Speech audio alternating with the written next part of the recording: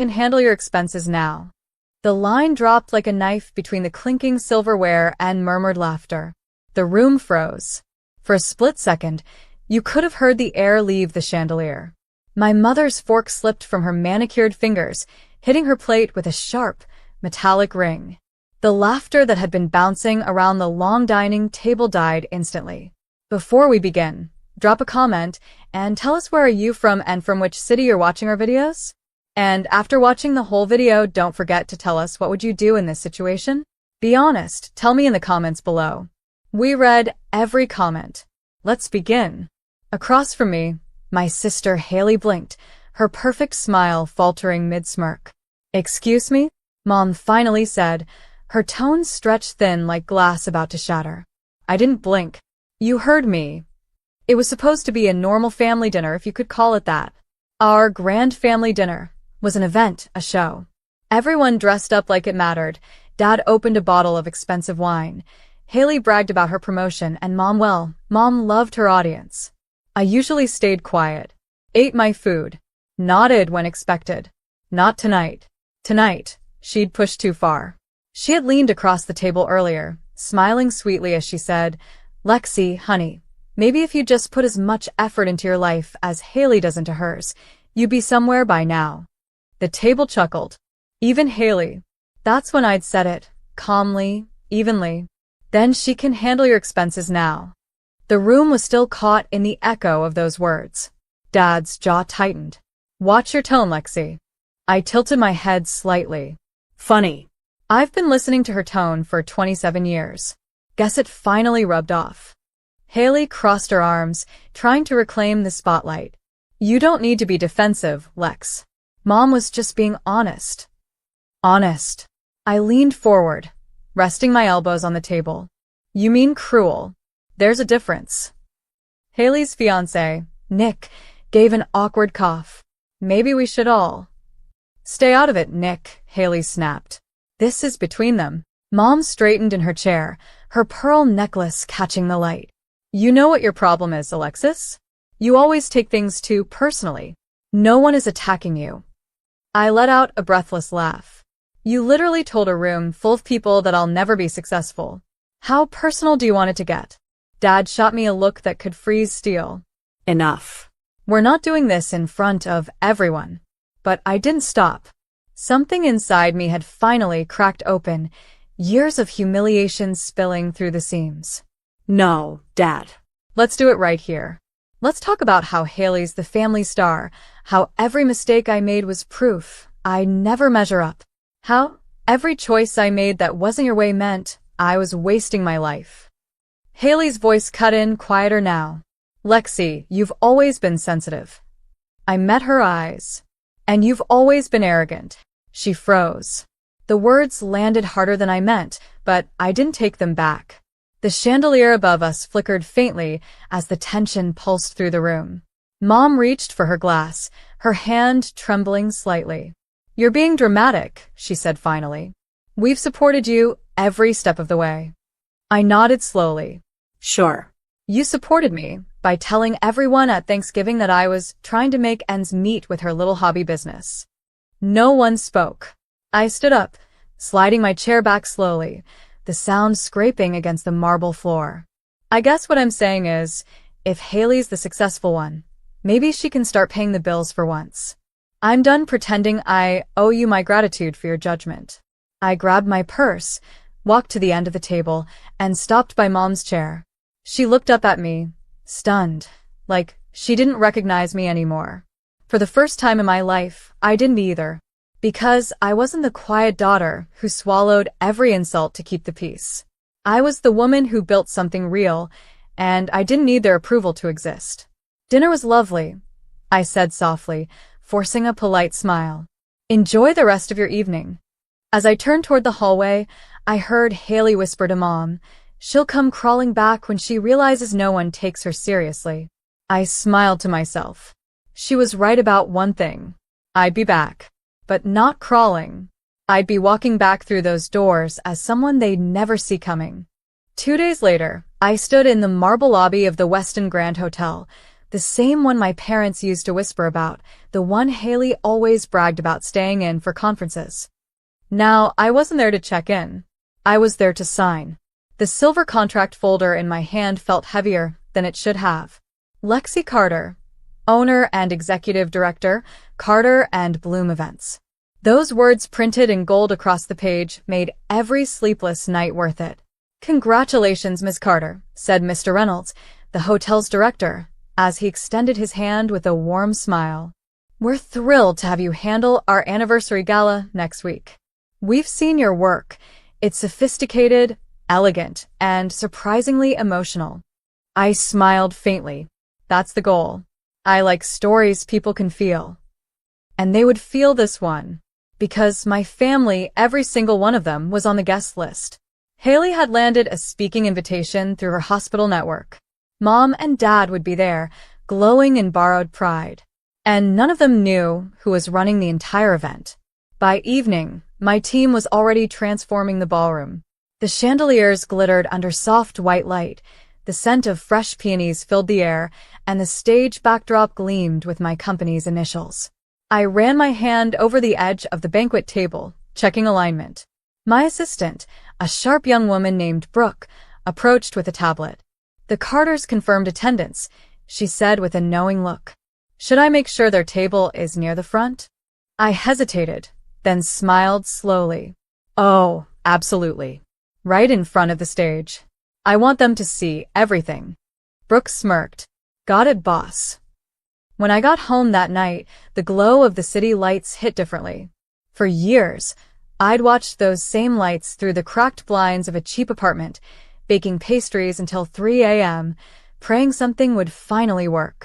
I remembered my mother's voice echoing in my head, "You'll never be successful like your sister." Maybe not like her. Better. The next evening arrived faster than I expected. The Westin Grand's ballroom buzzed with laughter, designer perfume, and champagne flutes clinking like tiny bells. The city's elite filled the room, and in the middle of it all, my family. Mom wore pearls.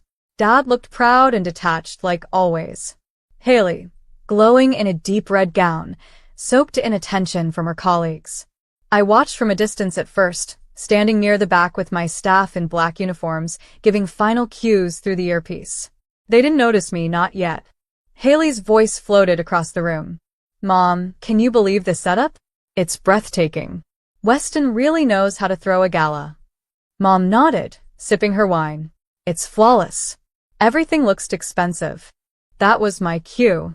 I stepped up onto the small side stage, the mic cool against my palm. The soft hum of instrumental music faded as I spoke. "Good evening, everyone. Thank you for joining us tonight at the Westin Grand's 10th anniversary gala. My name is Alexis Carter, owner and founder of Carter and Bloom Events. It's an honor to welcome you all." Heads turned. My mother's head snapped around. Haley's smile froze mid-photo. I saw Dad blink twice before he whispered something to Mom that made her pale. But I kept my voice smooth, steady. "Tonight, we celebrate growth. The kind that doesn't happen overnight, the kind that starts in small kitchens and late-night dreams." Someone clapped. Then others joined in. Within seconds, the applause swelled, polite, approving, sincere. I caught Haley's eyes across the crowd. She looked stunned, almost lost. When the applause faded, I continued. This event was built by a team of people who believed in giving their all, even when no one believed in them. I dedicate this night to everyone who ever had to prove their worth to people who said they never could. That line wasn't just for the room. It was for her. For them. The band struck up again, guests began to mingle, and I descended the stage. My pulse was calm, but my steps felt electric. Haley was waiting. "Lexi, what the hell?" she whispered, still smiling for appearances. "You're the event planner? This is your company." "Owner," I corrected softly. "Not planner." "But yeah." Mom stood beside her, speechless. Dad gave a forced, nervous smile. "Alexis, this is unexpected. Surprising, right?" I said lightly. "Don't worry, everything's on schedule. We handle our clients with the same professionalism, whether they believe in us or not." Mom's face tightened. You didn't need to make a scene. I didn't, I said, leaning closer. You did. Years ago. I'm just cleaning it up. Haley blinked, her voice shaky now. You really built this? From nothing, I said, smiling faintly, while you all laughed. For a long moment, no one said a word. Then Haley looked down, whispering, I didn't know it was this serious for you. I straightened. That's because you never ask. Before they could respond, a waiter approached with a tray. Miss Carter, champagne for your toast? Thank you, I said, taking a glass and raising it slightly toward them. To family for teaching me what not to become. Their expressions, frozen between guilt and disbelief, were worth every hour of exhaustion I'd ever known. That night, as I stood near the ballroom doors watching the lights dance across the room, I realized something. Revenge wasn't about breaking someone else.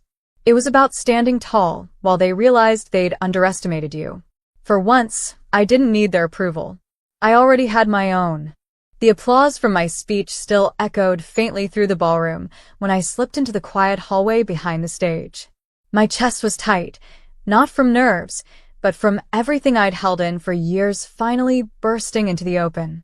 The air smelled faintly of roses and champagne. My phone buzzed, Mom. I stared at the name glowing on the screen, then silenced it. For once, I wanted her to sit with the discomfort of not being answered. A few minutes later, I stepped back into the ballroom. The atmosphere had shifted. People were still mingling, laughing, and complimenting the event, but I could feel the eyes. Every few seconds, someone turned, whispering softly, That's her. The woman who owns this. I'd become a story at my own event.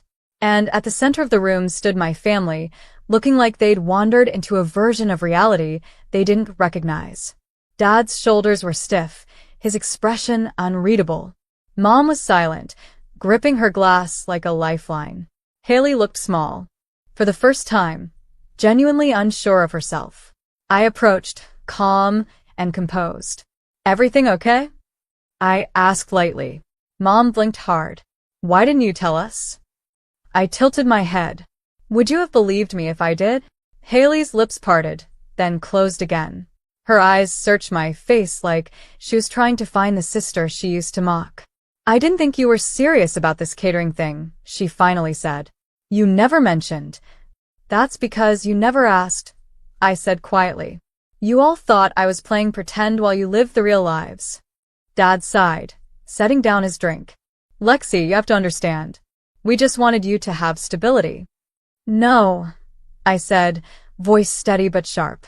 You wanted control.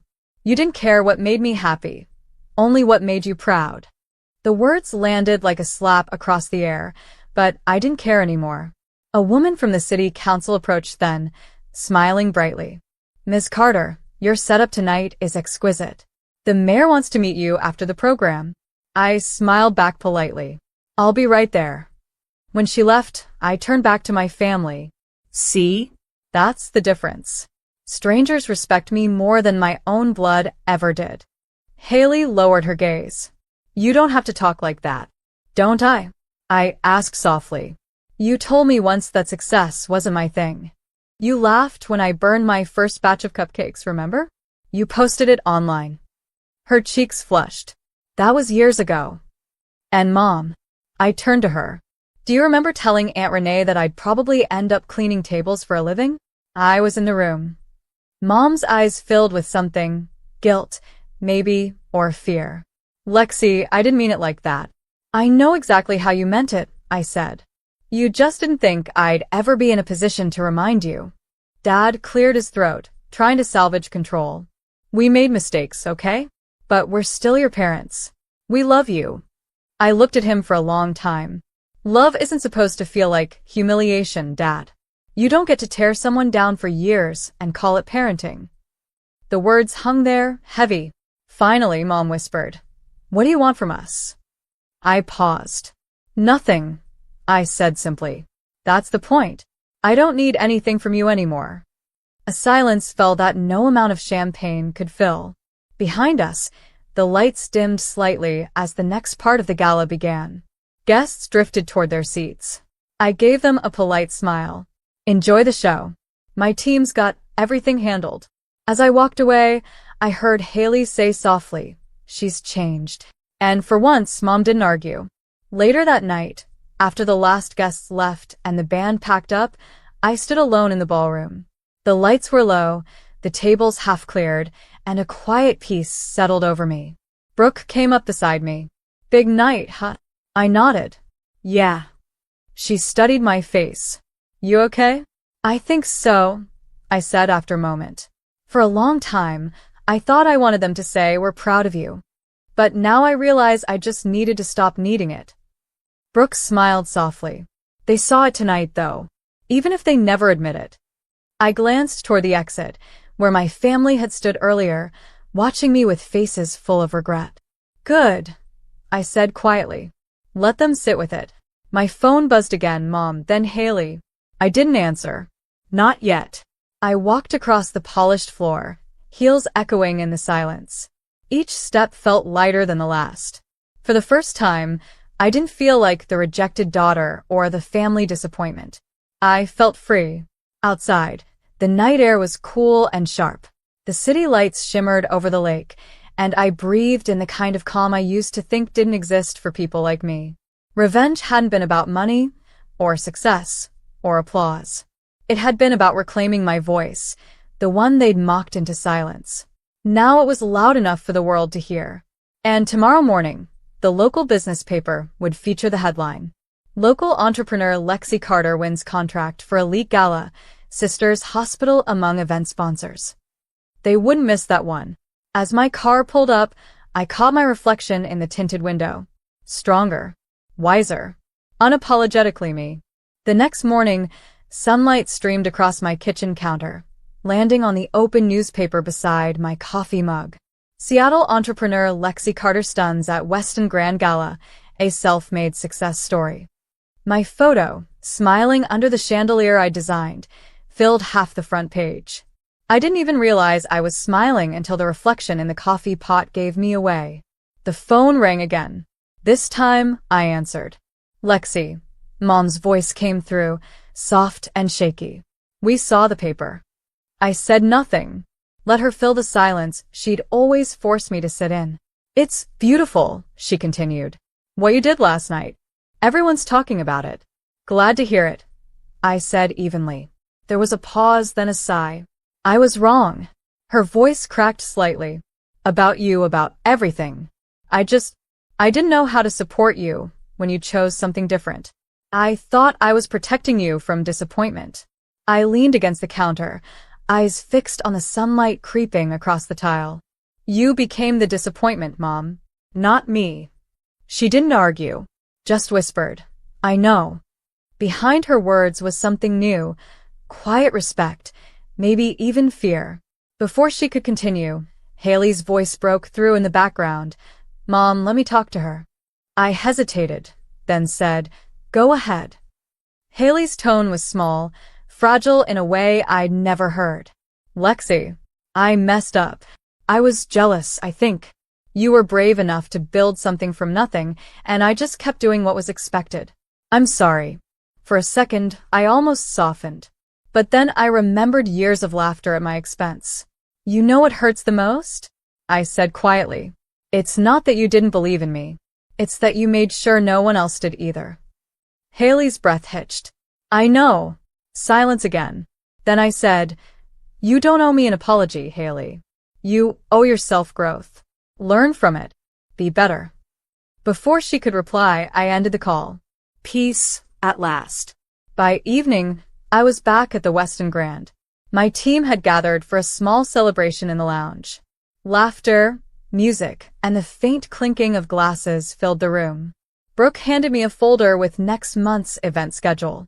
"You've got 3 new clients, 2 corporate, 1 private mansion wedding. All referrals from last night." I smiled. "Guess I'll have to hire more people." "You'll need them," she grinned. "Word travels fast when you make a point like that." As the others cheered, my phone buzzed again. A text from Dad. "Proud of you, kid. Took me too long to say that. That one. I saved." I didn't respond, but I saved it. Because sometimes, Victory isn't loud. It's quiet mornings, clear skies, and finally being at peace with who you are. I stepped out onto the hotel balcony, the city lights stretching endlessly below. The reflection of the ballroom glass showed a woman I barely recognized, strong, composed, radiant in her own light. And behind me, through the open door, my employees laughed like family, the kind I'd built for myself. That was the real win. No revenge could ever beat redemption. No validation could ever match self-worth. The night breeze brushed through my hair as I whispered to myself, they taught me what failure looked like. I showed them what resilience feels like. I raised my glass toward the skyline, not to toast my success, but to the girl I used to be, the one who sat at that dinner table swallowing humiliation and pretending it didn't hurt. She deserved this moment more than anyone, because the truth was simple. I hadn't become successful despite them. I'd become successful because they doubted me. And as the city shimmered below, one thing was clear.